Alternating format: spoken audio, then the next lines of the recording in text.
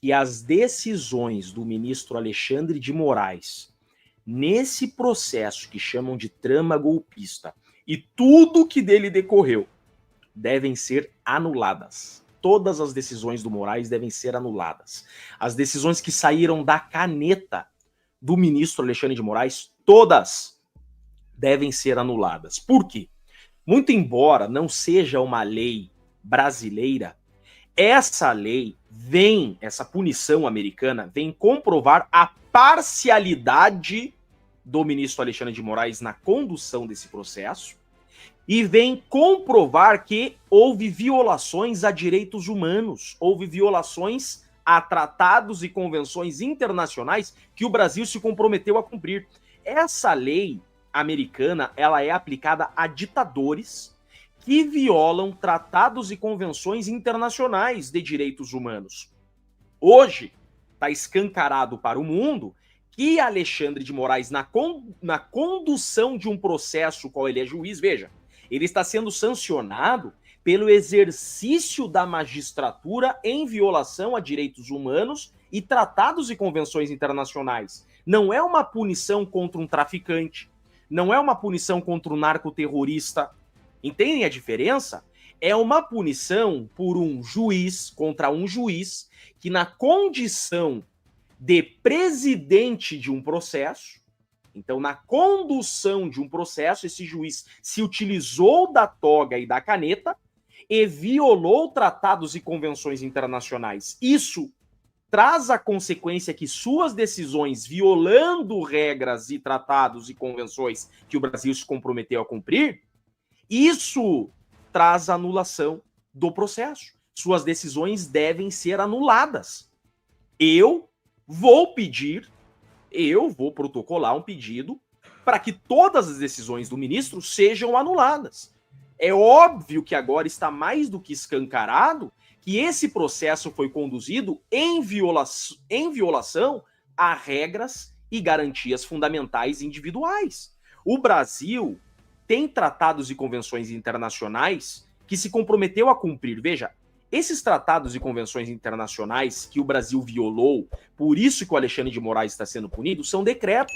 São tratados que são considerados, segundo a nossa legislação, como leis. Então, quando os Estados Unidos sanciona o Alexandre de Moraes porque na condução desse processo ele desrespeitou tratados internacionais, ele está desrespeitando também legislação interna, porque quando o Brasil ele se compromete com um tratado, ele assina um decreto e esse decreto tem força de lei. Então, os Estados Unidos acaba de dizer que na condução desse processo, o ministro Alexandre de Moraes descumpriu leis, inclusive brasileiras, a ser parcial e a aprisionar inocentes. Então, veja, eu entendo essa punição da Lei Magnitsky como um reflexo muito grave a todo esse processo, porque a punição se deu exatamente pelo exercício da função na condução de um processo criminal no Brasil. Vejam a gravidade disso. Então, há um nexo causal direto na condição de Alexandre de Moraes juiz e a violação a direitos humanos. Então, através da caneta dele, ele violou direitos humanos e foi punido por ser um violador de direitos humanos na condução dos processos que ele é o relator.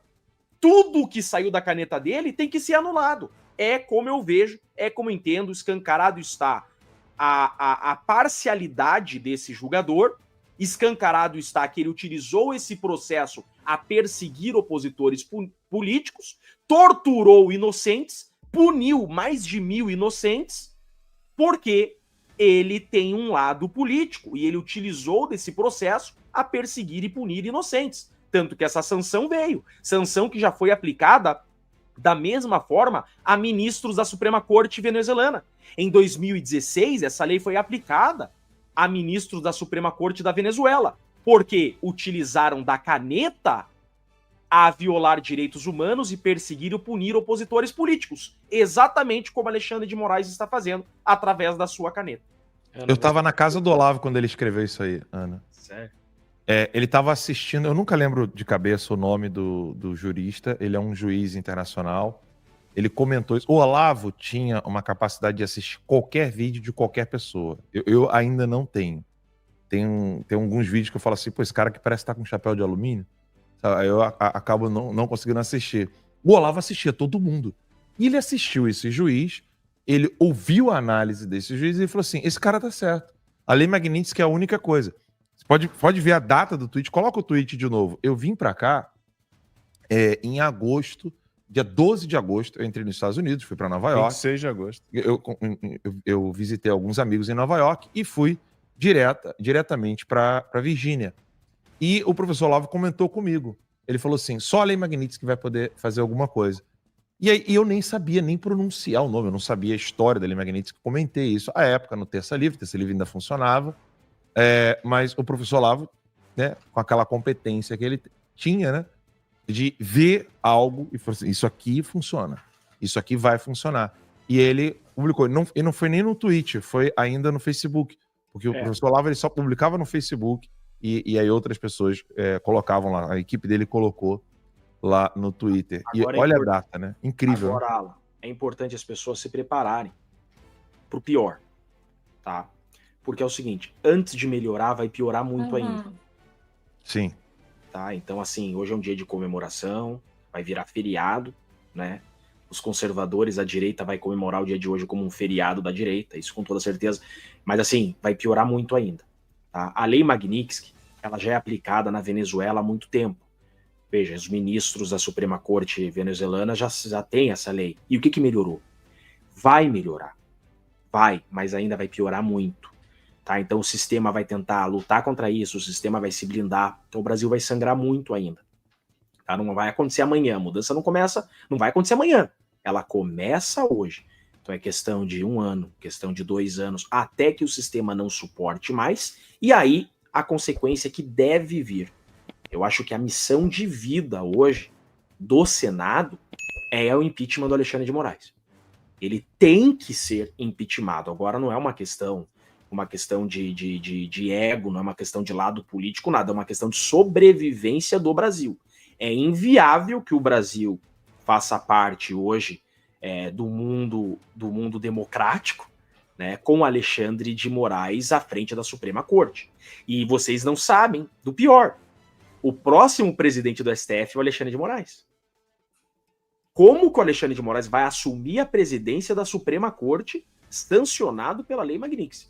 Então ele tem que ser impeachmentado. A Dilma foi impeachmentada por muito menos. O Collor foi impeachmentado por muito menos.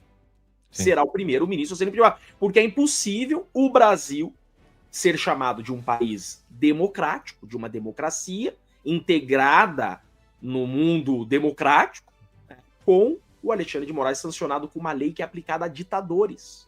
Vocês viram a matéria da Infomoney que o Constantino trouxe aqui pra gente? Eu não vi. A Infomoney colocou assim, o Brasil é o primeiro país democrático a sofrer sanções da Lei Magnitsky. Muito democrático. E aí, muito democrático. E aí, o que acontece? O Alexandre de Moraes deve ter também... Aí, ó. Olha isso que loucura. Moraes é a primeira autoridade de um país democrático a ser enquadrada na Lei Magnitsky. Então você imagina só o que vai acontecer. Agora vai acontecer uma enxurrada de pedidos de anulação do processo da trama golpista. Eu já estou preparando o meu. Vou pedir anulação de toda a decisão que saiu da caneta do Alexandre de Moraes. Né? Vai haver uma enxurrada de decisões. Então vai começar uma ofensiva de tudo que é lado. Mas ele também deve ter muita gente aqui. Entendi. Então, ele também deve ter muita gente aqui. Deve ter muito para aqui. Então, ele tem muita corda para tracionar ainda contra senadores, contra outros ministros, contra o Lula. Então, ele tem muita gordura para queimar ainda a resistência. E é nessa que o Brasil vai sangrar muito. Porque esse sistema é tão podre, as pessoas estão todas articuladas e uma amarradas, outras todas guinchadas uma nas outras, que tem muita gordura ainda para essa gente queimar. E quem vai pagar esse preço é o Brasil. É a economia brasileira, é o povo brasileiro. E não há outra solução. Eu vejo agora com uma pressão a partir de hoje. Eu acho que a pressão, hoje a gente comemora, amanhã a gente acorda pressionando o Senado Federal. Isso aí. Amanhã é pressionar o Senado Federal. Tem 70 pedidos de impeachment lá, tem que ser impeachmentado. Não tem, é a sobrevivência do Brasil. A Venezuela não superou, a Venezuela mesmo punida com a Lei Magnitsky, não superou a ditadura porque não impeachmentou quem tinha que impeachmentar. A única forma do Brasil agora usar a Lei Magnitsky para superar todo esse problema e voltar a ser um país é impeachment do Alexandre de Moraes. Senão a Lei Magnitsky só vai servir para fazer o Brasil sangrar. Se ele não for impeachmentado, não vai servir de nada essa sanção. O Brasil vai continuar sendo uma ditadura e vai se isolar ainda mais do mundo até tornarmos Cuba. Pelo que eu, pelas conversas que eu tenho aqui, a Lei Magnitsky ao Moraes é o começo. Quer dizer, o começo foram as sanções aos passaportes, né, aos vistos, mas que eles continuarão de olho no Brasil, no que está acontecendo, porque eu acho que existe uma volta muito grande dos Estados Unidos às suas origens, e principalmente a luta contra o comunismo, né? O Donald Trump ele bebe muito na fonte de Ronald Reagan, que tinha uma guerra muito pessoal contra o comunismo, isso antes até dele ser governador da Califórnia, quando ele era ator ainda, que ele era presidente do Sindicato dos Atores aqui, ele já tinha esse profundo conhecimento do que era o comunismo, porque os soviéticos queriam exatamente se infiltrar na indústria do entretenimento em Hollywood e assim propagar aquele monte de bobagem que a gente sabe, né, da propaganda soviética. Então, quando ele é governador, se torna governador da Califórnia, ele já vem com aquela bagagem toda, sabendo que era o comunismo. Aí, quando ele era governador da Califórnia, logo depois, ele vê João Paulo II ser eleito Papa, e aí ele faz um comentário para um assessor dele, e ele diz: se nós chegarmos até a Casa Branca, este será o nosso principal aliado, um Papa polonês, que está atrás da cortina de ferro há muitos anos sofrendo a opressão soviética. E aí agora o Donald Trump bebe em praticamente todas as fontes de Ronald Reagan, inclusive nas fontes de políticas governamentais e política externa. Então faltou muito as pessoas que tentaram analisar esse jeito do Donald Trump, analisaram só o jeito dele, né? É o laranjão malvadão do Twitter, o que fala muito, mas as pessoas não analisaram a conexão que ele faz com raízes muito corretas dos Estados Unidos, que, independentemente de quem esteja no poder, são raízes que lutam contra o comunismo. Se a gente for buscar Jimmy Carter, por exemplo, Jimmy Carter pecou exatamente na falha de não ter um pulso firme. Aí você vai para um JFK, que era um democrata e era também muito contra o comunismo. Tem, enfim, 1000 filmes aí, a crise dos mísseis de Cuba, enfim. Agora, o que eu vejo é que se a imprensa, que sempre teve um papel forte no Brasil, não fizer o papel honesto do que significa tudo isso que os americanos estão fazendo, o Brasil vai entrar num buraco negro sem fundo. Sem fundo. Se a imprensa não fizer o papel de cobrar o Senado, de cobrar altivez, de cobrar coragem e mostrar que a fotografia é muito maior do que um nojinho ao Bolsonaro ou de uma proteção a um governo corrupto como Lula, o Brasil não vai sair do buraco, porque hoje é o primeiro pé nesse buraco negro que pode não ter fundo ou pode ter um fundo se a imprensa fizer o seu papel intelectualmente honesto.